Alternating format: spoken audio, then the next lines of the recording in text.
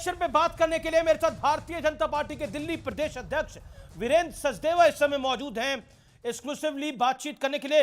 वीरेंद्र सचदेवा जी, आज एक बड़ी press conference Bharatiya Janata party ने करी है, उससे पहले दिल्ली पुलिस ने करी है कि दिल्ली में जो स्कूलों की अफवाह फैलाई गई, बम की अफवाह फैलाई गई, उसके संदेह के घेरे में एक एनजीओ है और उस एनजीओ का संपर्क आम आदमी पार्टी के साथ है। ये किस आधार पर कहा गया है?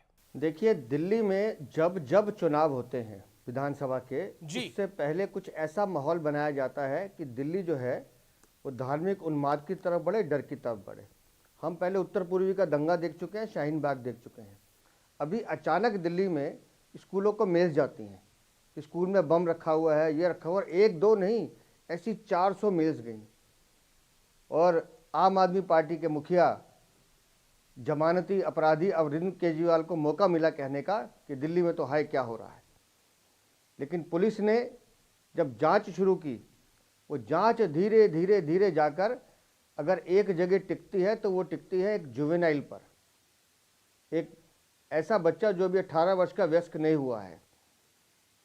क्या एक बच्चा इतनी मेल्स कर सकता है? फिर जब जांच की गई कि उसके पीछे और कौन कौन है, तो उसके माता पिता एक ऐसी एनजीओ चलाते हैं जिस एनजीओ को विदेशी फंडिंग भी मिलती है। और तो और अफजल गुरु वो आतंकवादी जिसकी रिहाई के लिए आतिशी मार लेना के माता पिता ने हस्ताक्षर किए थे, उसके माता पिता की एनजीओ भी अफजल गुरु की समर्थक निकलती है। मेरा अगला प्रश्न है, अरविंद केजरीवाल सिलसिलेवार तरीके से कई सारे आरोप लगा रहे हैं। वो कह रहे हैं कंबल, साड़ी, सोने की चेन बांट रही है भारतीय जनता पार्टी दिल्ली के अंदर, और मैं सबसे कह रहा हूं सब कुछ ले लो लेकिन आपको जितवा दो। मैं अरविंद केजरीवाल से हाथ जोड़ के एक प्रार्थना कर रहा हूं जी। तुम कहते हो भारतीय जनता पार्टी ये बांट रही है, भारतीय जनता पार्टी ये बांट रही है। मैं तो कह रहा हूं तुम हाथ खोल के शीश महल में तुमने किसको क्या बांटा है उसका जवाब दे दो। वो पैसा अरविंद केजरीवाल कहां से आया? क्योंकि पीडब्ल्यूडी तो मना कर रही है कि हमने पैसा लगाया नहीं, दिल्ली सरकार ने लगाया नहीं, तो वो पैसा कहां से आया अरविंद केजरीवाल, इसका तो जवाब दे दो। तो वो आम आदमी पार्टी ने आरोप लगाया कि परवेश वर्मा पे आरोप लगाया कि वो आचार संहिता का उल्लंघन उन्होंने किया है और चुनाव आयोग के निर्देश पर दिल्ली पुलिस उसकी अब जांच भी कर रही है, लेकिन तभी भी इलेक्शन कमीशन पर विपक्ष को भरोसा नहीं होता है। जहां जहां ये चुनाव हारेंगे वहां ईवीएम पे क्वेश्चन उठाएंगे, जहां चुनाव जीत जाएंगे वहां चुप हो जाएंगे। आज जब जमीन दिल्ली में खिसक रही है, अरविंद केजरीवाल, चुनाव आयोग एक ऐसी संस्था है जिसकी निष्पक्षता पे आप सवाल नहीं उठा सकते। और प्रवेश वर्मा ने खुद सामने आके कहा कि राष्ट्रीय स्वाभिमान मंच जो पूज्य उनके पिताजी स्वर्गीय साहेब सिंह वर्मा जी ने बनाया था, वो लगातार हर वर्ष इस तरह के कार्यक्रम करते रहते हैं। अरे दिल्ली को बर्बाद करना, दिल्ली को शराब के नशे में वीरेंद्र सचदेवा, आपके ऊपर जिम्मेदारी है कि दिल्ली में 70 के 70 कमल खिले, यही जिम्मेदारी है आपके ऊपर। लेकिन दिल्ली में बीजेपी का 26 साल से सूखा है। बिल्कुल है। सुषमा स्वराज, स्वर्गीय सुषमा स्वराज जी आखिरी मुख्यमंत्री हुई दिल्ली की।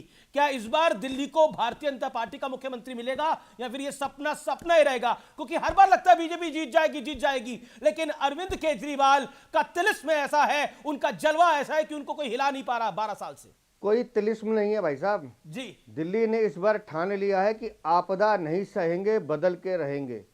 और दिल्ली में अब लोगों को बहाने नहीं, बदलाव चाहिए। इसलिए दिल्ली में बीजेपी की सरकार चाहिए। लेकिन देखिए, डिसाइडिंग वोट होता है मुसलमान वोट, डिसाइडिंग वोट होता है कई बार मुसलमान वोट, और वो मुसलमान वोट बीते 10-11 साल के अंदर कांग्रेस के खाते में भी नहीं जा रहा, वो आम आदमी पार्टी के खाते में जा रहा है। दिल्ली नगर निगम का चुनाव देख लीजिए जी।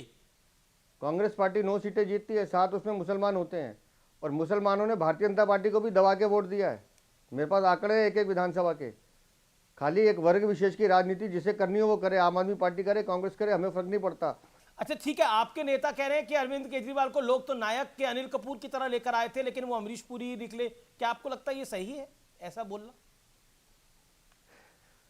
अरविंद केजरीवाल निस्संदेह जब आए थे ना, और जिस तरह की उन्होंने 100 रुपए की चप्पल और 2 रुपए का पेन दिखा के लोगों को लूटना शुरू किया, ठगना शुरू किया, तो सब धोखा खा गए। अच्छे लोग धोखा खा गए, अन्ना हजारे जैसे खा गए संत। लेकिन जैसे जैसे अरविंद केजरीवाल की भ्रष्टाचार की परतें खुलती गईं, लोग कोविड में मर रहे थे तो ये शराब की नीति बना रहे थे, महिला सुरक्षा के नाम पे पैनिक बटन घोटाला कर रहे थे। कौन सी सरकार हिंदुस्तान में होती है जी जो एक पौवे के साथ दूसरा पौवा फ्री देती है कि आओ जी पी जाओ? कौन सी सरकार ऐसी होती है जो स्कूलों के नाम पे घोटाला करती है? कौन सी सरकार ऐसी होती है जो अपने ही नागरिकों को नकली दवाई देती है सरकारी हॉस्पिटल में। वीरेंद्र सचदेवा जी, बार बार बीजेपी कह रही है अरविंद केजरीवाल 2 सीटों पर चुनाव लड़ेंगे, 2 सीटों पर चुनाव लड़ेंगे, लेकिन वो डिनाई कर चुके हैं कि ऐसा नहीं होने वाला है। देखिए, हमने कभी नहीं कहा 2 सीटों पर चुनाव लड़ेंगे। अरविंद केजरीवाल में सबसे बड़ी खूबी क्या है, इनको जो करना होता है ये पहले बताते हैं। खुद ही प्रोपोगंडा चला रहे हैं कि ये 2 सीट से लड़ेंगे, तो समझ लीजिए ये खुद चाहते हैं, क्योंकि इन्हें पता है कि नई दिल्ली में हवा टाइट है। राहुल गांधी सीलमपुर से उन्होंने अपने प्रचार की शुरुआत करी है। वीरेंद्र सचदेवा जी, आप कैसे देखते हैं इसको? वहां पर भी मुसलमान एक बड़ा वोट बैंक है। आम आदमी पार्टी हो या कांग्रेस हो, मैं फिर कह रहा हूं, आम आदमी पार्टी हो या कांग्रेस हो, इनको सिर्फ एक वर्ग की राजनीति करनी है। इनको सनातन की, इनको हिंदुओं के वोट की कोई जरूरत नहीं है।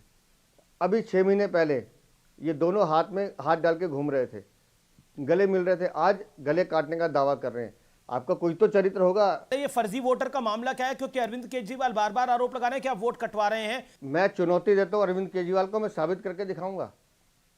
मैं साबित करके दिखा चुका हूं, आगे भी दिखाऊंगा कि अरविंद केजरीवाल आम आदमी पार्टी दिल्ली में अवैध मतदाता बनाने का काम कर रहे हैं।